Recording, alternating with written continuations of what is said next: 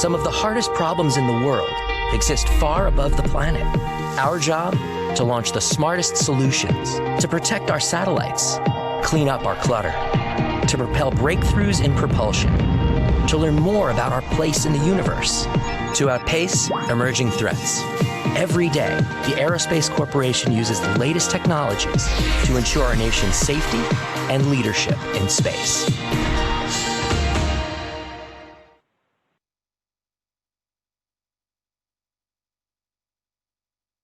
The Artemis program is critical to the future of humanity. We are landing the first woman and next man on the moon. The architecture is really comprised of three major elements. We, Lockheed, are building the ascent element. It's where the crew is housed. The transfer element is to transfer the lunar lander down to the surface of the moon. The descent element, built by Blue Origin, is really a game-changing moon landing vehicle. As a partner in the national team, Draper will provide guidance, navigation and control, avionics, and software systems. And in order to pull this off, it takes a team. We are designing a vehicle that will be able to ensure humanity has a permanent presence on the moon.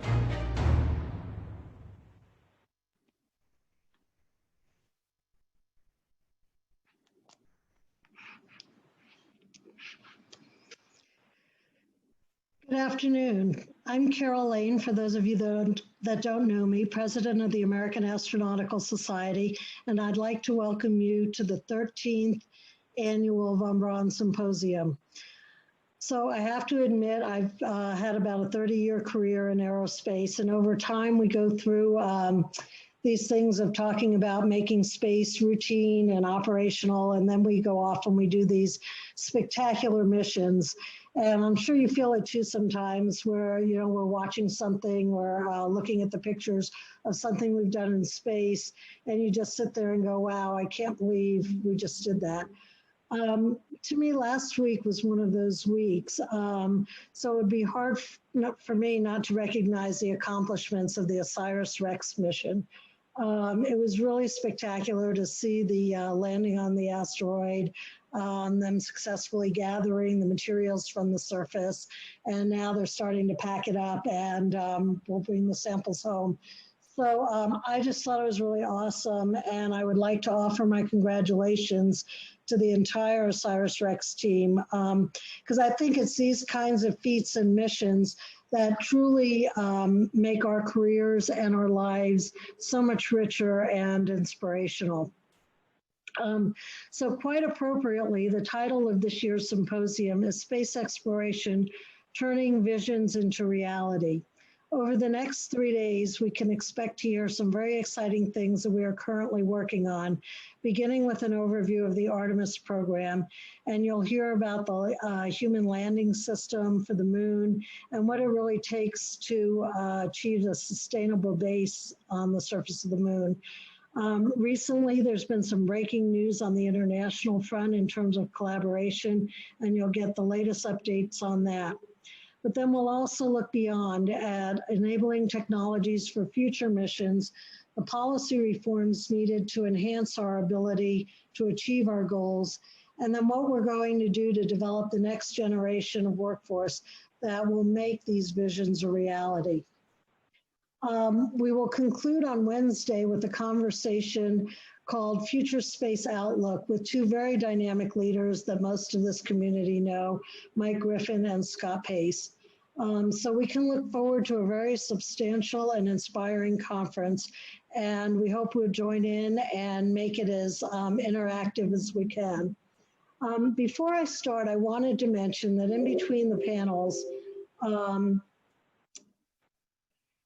we will be presenting the AAS Awards and our AAS Fellows. This is a very important part of AAS, and we think it's very critical to recognize the individual and teams of the space community that contribute significantly in a variety of ways to help us achieve all the things we achieve in space and here on Earth. So please take note of the awards, and as you go back to your respective organizations, think about the smart, creative, and dedicated people that you are working with every day, and you might want to recognize and nominate them for awards next year. And I apologize, I've got to, my power has completely gone. I will be right back.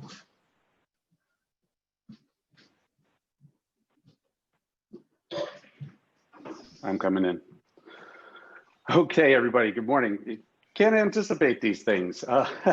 We do what we can. I'm Jim Way, Executive Director of this here Astronautical Society. Looks like Carol's coming back in. So Carol, you back? Maybe not. Looks like she's live, but maybe not. So why don't we do this? We can come back to Carol in a minute if she comes back on, but I think we should have Jody Singer just about ready to go. So Jody, if you want to bring yourself up on the event. Is Jody up? And we need her to start your video. There you are, Jody. Good morning. And so Jody is Center Director at Marshall Space Flight Center, and we work hand in hand with them very, very closely to put on this event. So we are very happy to have her here. And Jody, please take it away. All right. Can you hear me okay today? Yep. All right. It's always good. You never know, like you said, with everything that is happening, you never know what surprises are going to come our way as we're doing things virtual. So I just wanted to say very much welcome to the Von Braun Symposium. This is such a wonderful event that I look forward to every year. And I really do appreciate UAH's and the American Astronautical Society for allowing me to be at this event and to help welcome everyone. As we said, this is just a virtual format. We never thought last year when we were having this event that we would be doing it this way this year, but this year has been full of surprises. So this is the 13th annual Von Braun Symposium. But it's not, as you said, it's not the first time we've ever done it, but it's the first time we've been virtual. So thank you to all the participants and the panelists for being here this week. I know that for all the attendees that are also attending this virtually, thank you for your interest in space exploration and helping us go forward. As Carol mentioned, it's, this year's theme is turning vision into reality. And to me, this title is just so fitting because I think of all the things that are going on this year. There are so many things that we're on the cusp of such remarkable accomplishments around the agency, and I'm very proud at Marshall Space Flight Center. And so this annual event always provides us an opportunity to be able to share and discuss diverse topics and perspectives and talk about science and exploration and how the two go together. So speaking of turning visions into reality, in 2021, you think about all the things that are going on. In 2021, NASA will be working with companies, as we saw the video up front, to build a human landing system that will land the first woman and the next man on the surface of the moon. And we're all eagerly anticipating seeing the Orion spacecraft and the Space Launch System, the SLS, vehicle on the pad in 2021 for its first launch, the Artemis 1. Also, there are other things that are going on in the science world that Marshall Space Flight Center is particularly involved in, which includes the Imaging X-ray Polarimetry Explorer, or it's easier to say IXPE, which will help unlock the secrets of the universe, including supermassive black holes and other phenomena. So as you can see, we'll be talking about it this whole event, but NASA's Artemis is a program that is well underway. And over the next few days, you're going to hear from some of the brightest scientists, engineers, lawyers, and leaders from NASA and industry. And I just really want to thank all the representatives from all the other centers that are also participating. A big shout out to them, because your help, the unified NASA, being one NASA, is critical of not only working with our partners, but getting our job done. And, you know, 2020 has definitely been a year of excitement and obstacles. And, you know, last year, as I said, when we had this event, you would never imagine that we would be meeting virtually. You know, I know that we will all not forget 2020. I know I certainly won't, with the many challenges that have been thrown our way. But even in the midst of the pandemic, we've been able to accomplish such a fantastic amount of work. It's incredible, just like Carol said.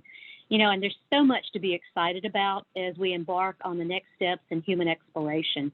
NASA and our partners have always found a way to persevere and to achieve our exploration goals despite all the difficulties. And I know that this year, this decade, will be no different. So as we return to the moon, we'll be achieving it together as a team. The Artemis vision, to me, is so inspiring. To me, it is one of the things that helps cement our nation in sustained leadership. As we like to say, we live, we land, we work, and we explore. And we will strengthen and learn so much more than we ever imagined. And it'll be as we grow and learn with our international partners. You know, I'll know that you'll see that same passion in each one of our panelists this week. You'll hear them talk about the things that excite them. They'll be informative, and I know it will be so great.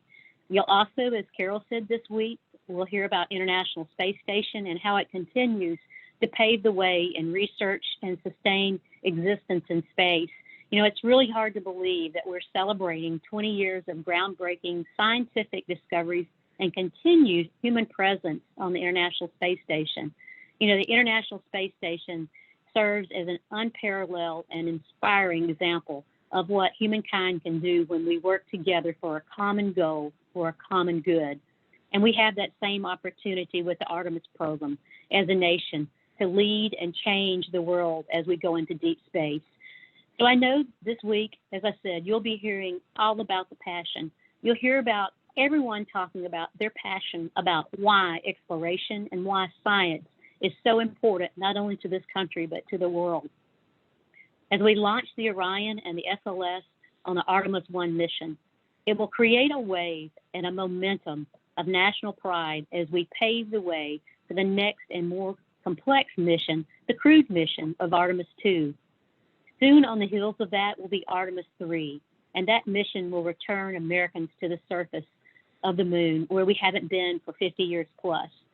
You know, the world will continue to remember, as we do today, that exploration continues to be in our DNA, and it's our desire to discover and inhabit distant worlds, whether they're across earthly oceans or vast regions of space. You know, NASA and the Artemis program will turn with our partners, will provide a deep sense of reality and vision. And to me, it also helps us see our Earth independence. Deep space exploration will not only provide a deep sense of pride to our nation, it will also continue to bring economic benefit. We can look today and see the economic benefit that space exploration and our science missions bring this nation into the world. I know last month, if you saw it, NASA released our first ever agency-wide economic impact report. We've done it around our centers before and talked about our impacts from our perspective, but NASA pulled it together to say, here's all of NASA across the United States. And in those numbers, it gave us a really good clue of the things that we do. And the investment of NASA's budget, when you think about it, just being 0.5% of the federal budget, NASA generates more than $64 billion in total economic output annually. When you think about that, NASA's budget's about $21 billion. So that's 3 times our agency's budget is the payback that we give on the benefit. And what does that mean? That means economic security. It means supplier viability, but it also means jobs. It means over 300,000 jobs nationwide. It also generates the tax and generates some tax, over $7 billion that's generated for federal, state, and local taxes to the United States. But even if I'm talking numbers, you know, NASA's impact is not just quantifiable by numbers. It fosters the intellectual curiosity. It inspires the next generation and sparks in us the perseverance to do the impossible. And returning back to this year's theme of making visions reality, nothing speaks stronger than when we deliver on our missions, even despite the pandemic. Two areas of Marshall's special interest that I am so proud of our workforce that we have been working so hard on. I did mention Commercial Crew, launching Americans from American soil for the first time, and we have upcoming missions.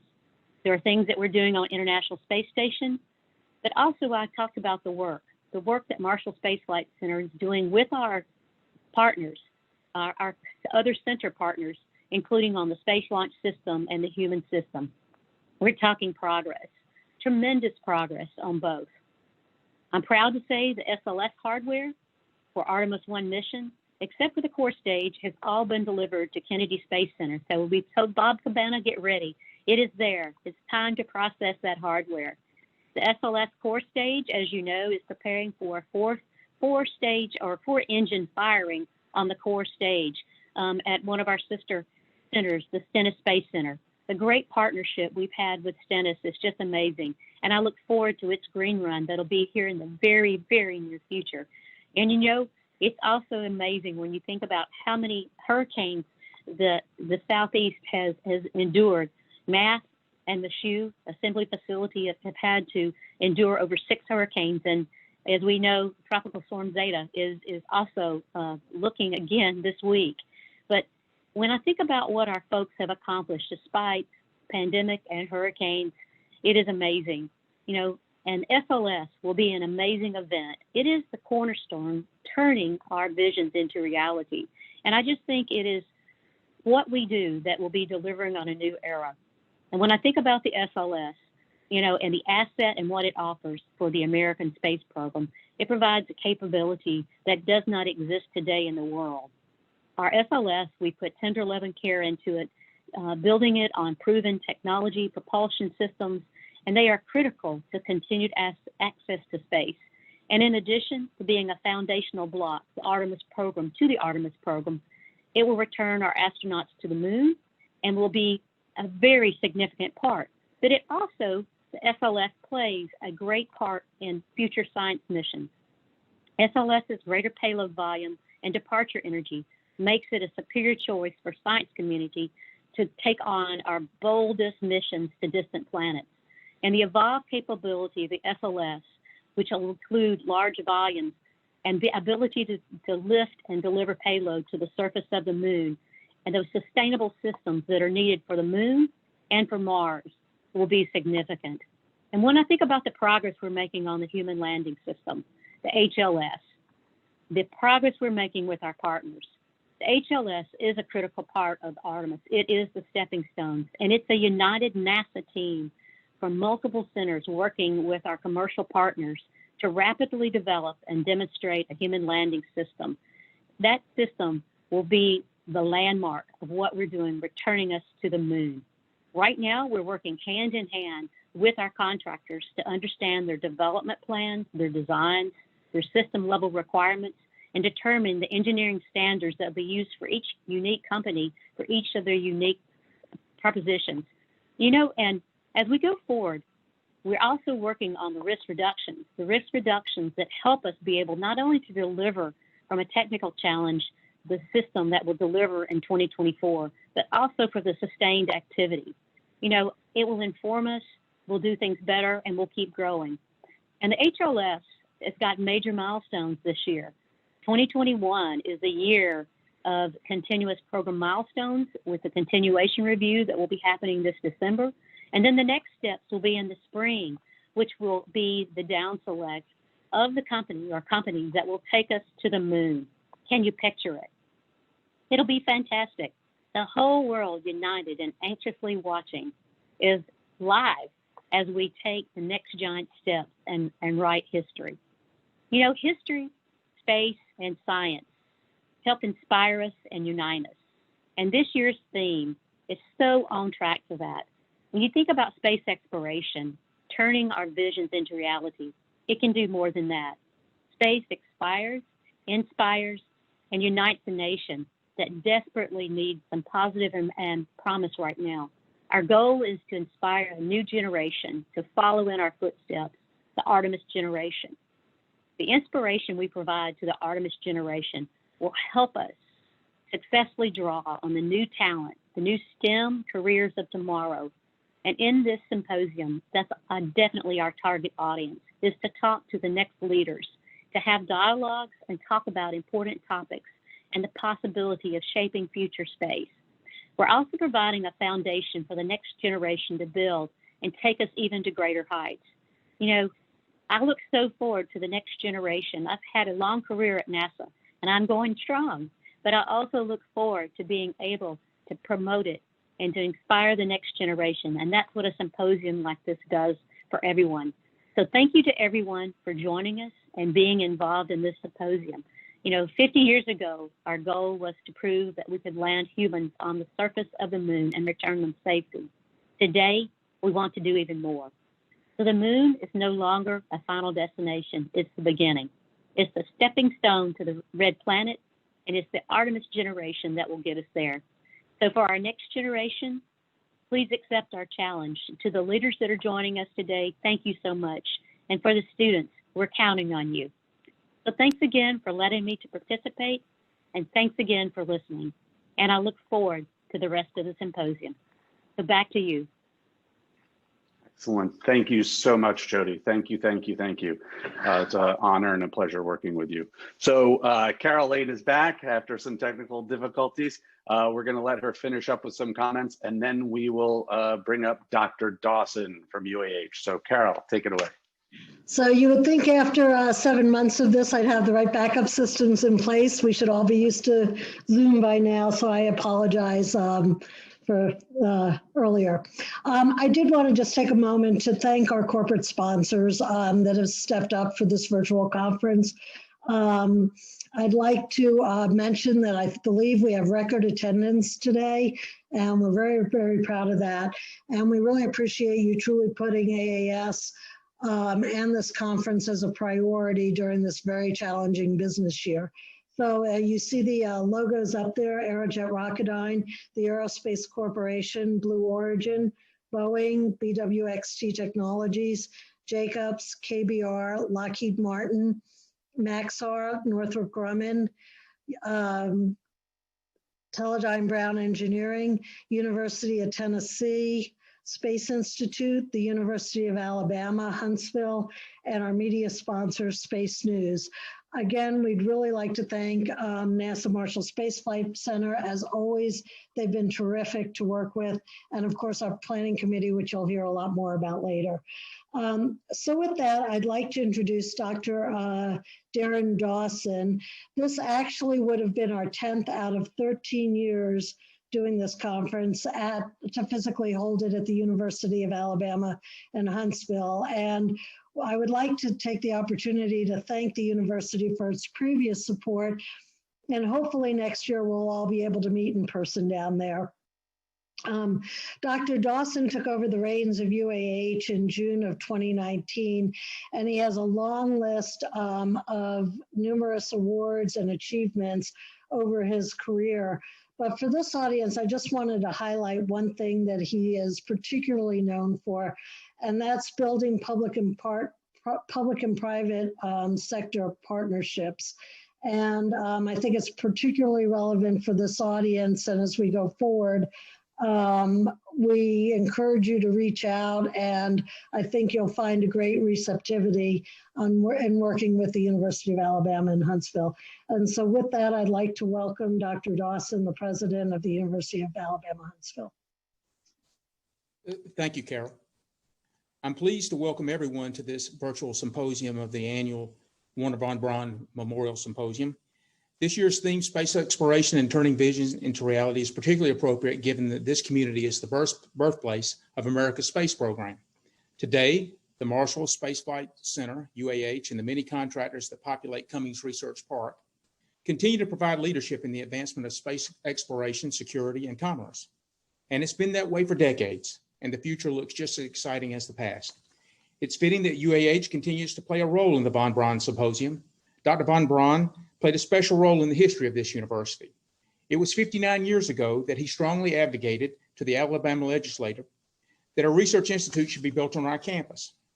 Dr. Von Braun told the legislative body, by building the academic climate in Huntsville, this community is destined to continue to grow, become a great and permanent scientific, educational, and industrial center.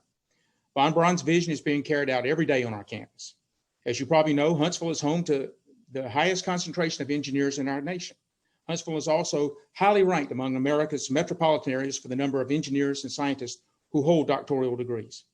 And our academic faculty and research professionals are excited to be part of this great community that boasts so much intellectual talent.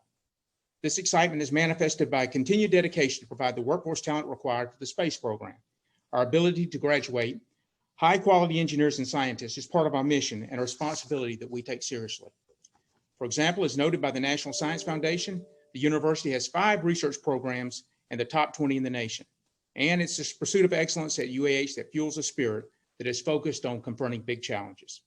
Indeed, our students, faculty, and staff are continually devising bold solutions for issues facing our nation and our planet. This is an exciting time for NASA, the City of Huntsville, and the University of Alabama in Huntsville. And we believe the best days are yet to come.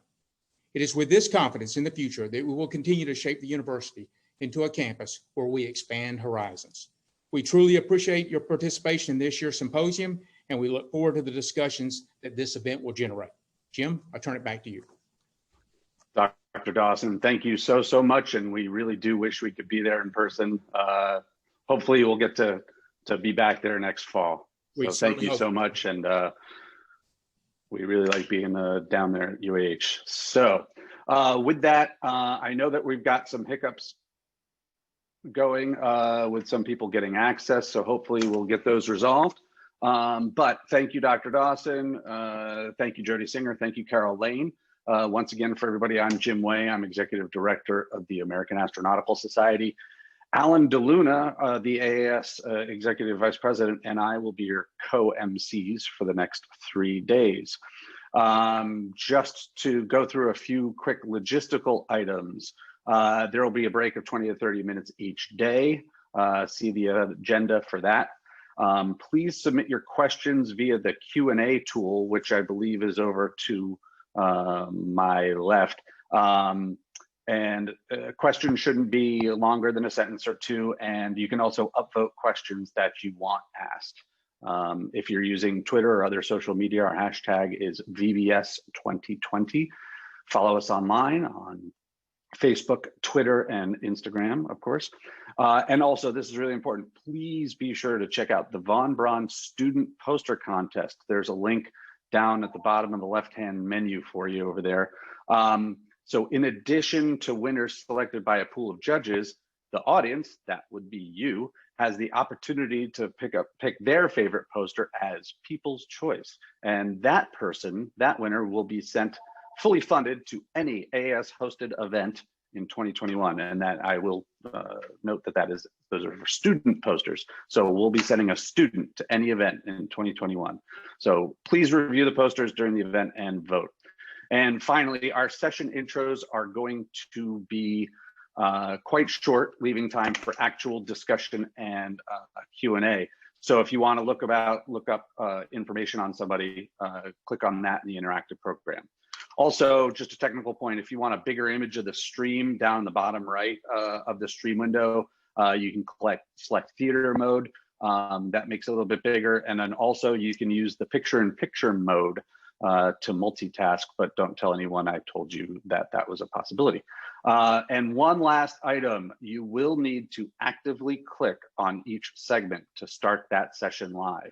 Unlike a lot of other events where you can just let the stream go, this platform requires you to drop out of this one when we're done and click on the next one to open up that live stream. So you can do that from the homepage lobby. There's upcoming sessions.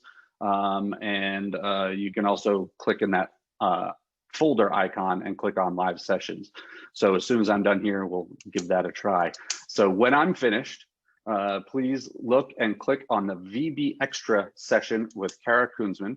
That session will start in 1 minute from now. We're going to start that in 1 minute since we're already behind schedule a little bit. So with that, I'm stopping the stream and we'll see you over in the other one in 1 minute. stand by.